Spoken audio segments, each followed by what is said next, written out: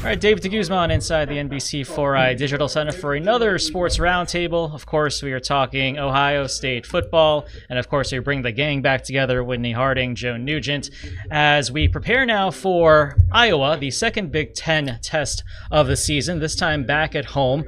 Michigan State was the first Big Ten test, and I think they got like a B+/A out of that. I mean, the defense probably could use some more work if you have these high expectations. But what do you guys think going after the first road game of the season back home against Iowa?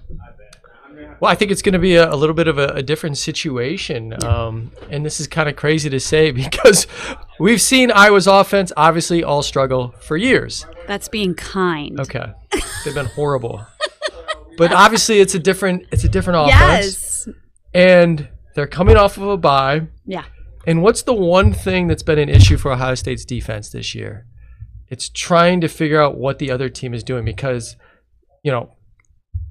first half of basically the last three games, these teams have come out and done something different than what they showed on tape. So Ohio State's seen it for the first time. That's why you're seeing teams score points in the first half, not so much in the second. But then... Yeah, they're making the adjustments. But the point is that this is the first time Ohio State's going to play a team that's coming off a bye week. They have 2 weeks to do something completely different. And it's going to be interesting to see if Iowa's offense is actually going to be a big challenge for the Buckeyes. I think we're going to finally also see if this offensive line has made the toughness improvement or whatever from the last couple years. Because let's face it, we know one thing every year about Iowa. They will have some big, strong guys in the trenches on both sides of the ball. But it'll be a real test for this offensive line. Can Ohio State get those short yardage gains in a run game against a front like this? And in terms of blocking, there's going to be one-on-one matchups. Chip Kelly talked about that today. They have to win those matchups. Obviously Iowa has great linebackers as well. So it's going to be fun because there is this buildup, right? There is. Iowa's probably better than Michigan State, and just the whole way through, it's kind of worked in that direction toward the Oregon game. Yeah, that's what I thought too, because it's funny, someone asked about the schedule and how it kind of has been favoring Ohio State. It's like every single test has kind of been building, and of course you have Oregon like lurking right around the corner. So this is kind of like the last test to kind of feel like, all right, are they ready for the Ducks, which would be totally different, obviously. But yeah, I mean, Iowa's probably the toughest team that they will face so far this season. I thought it was really interesting looking at the game notes how Iowa's defense against the run game has been so huge so far for the Hawkeyes this season. And then you think about, oh, gee, what's Ohio State's strength? Well, they've been really good at running the ball. So I think that's a really intriguing matchup. One thing I did note, and it's kind of been this theme that we've kind of gone back to every single week, but just the steady improvement of Will Howard. And we know that he was already good going into this, again, bringing a lot of experience. But even despite, throwing an interception again for the second week in a row, he's been so accurate with his passes. And, Chip Kelly talked about that also this week, how he's steadily been improving. What kind of an X factor do you think Howard's going to be, especially when you think about the weapons, the variety of weapons he has going into this game? Well, running the football, that can throw a wrench into something. You see Ohio State obviously has these two great running backs. If you can't run the football straight up the middle, what better way to try to get somebody out in space than your quarterback who can run the football? Yeah, and he's been really, really accurate. He was... Yeah. The crazy thing is the Michigan State game... To be fair, the interception was very accurate. Yeah. Okay, outside of that.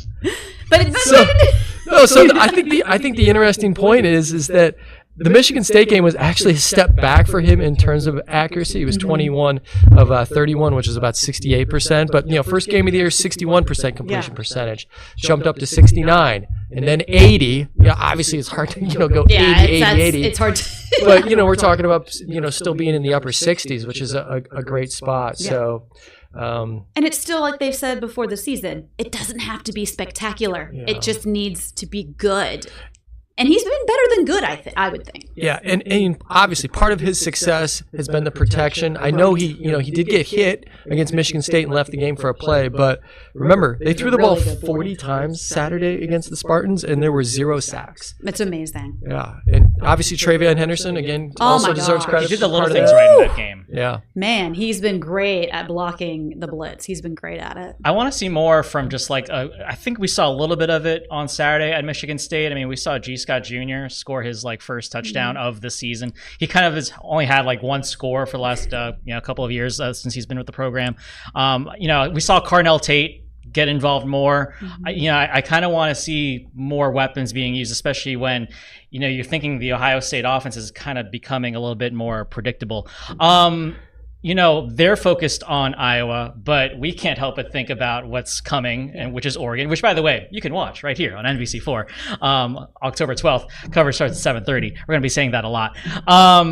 What do you want to see from this game against Iowa that will kind of help you figure out what's to come for Ohio State versus Oregon? Like, I feel like, again, this is kind of like the last kind of rehearsal for that big top 10 showdown. What's likely to be a top 10 showdown? Well, when I look at Oregon, it's all about the quarterback. Yeah. So, it's past defense against Iowa. I mean, you expect Ohio State to, be strong in that area.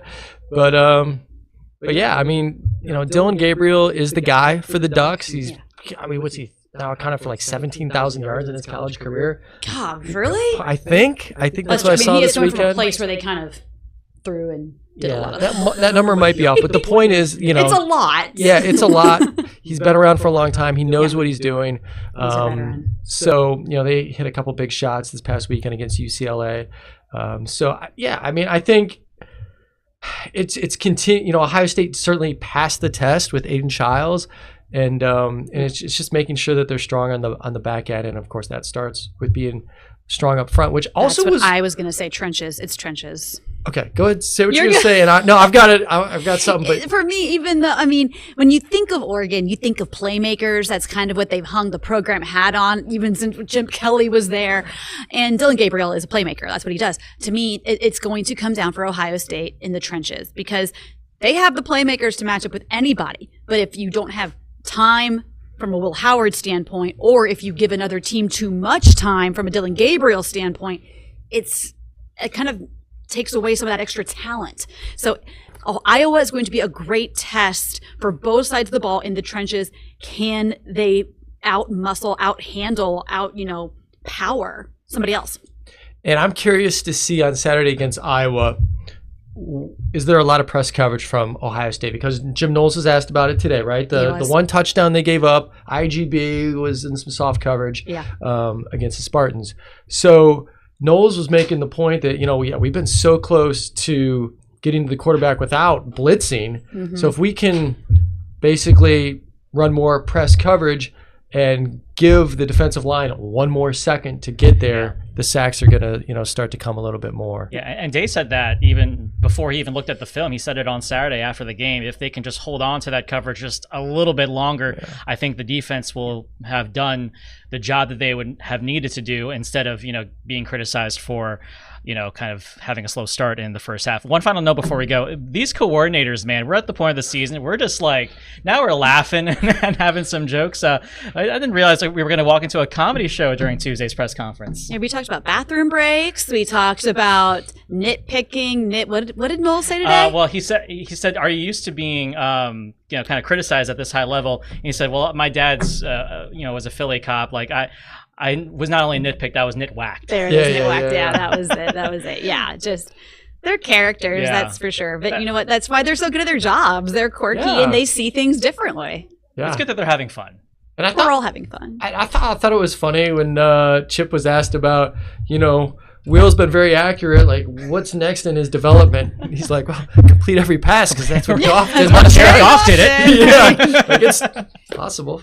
Yeah, just high expectation. Like, don't give the ball up. Don't give any points up, and everything will be fine. Yeah. Everything's fine. For Whitney Harding and Joe Nugent, I'm David DeGuzman. Of course, we will have coverage post game after Ohio State Iowa on the Big Ohio Football Show, and again, Ohio State Oregon. September. Oh my God, we're October now. October 12th, 7:30. September's already over, folks. Anyway, let's get out of here. Bye, guys.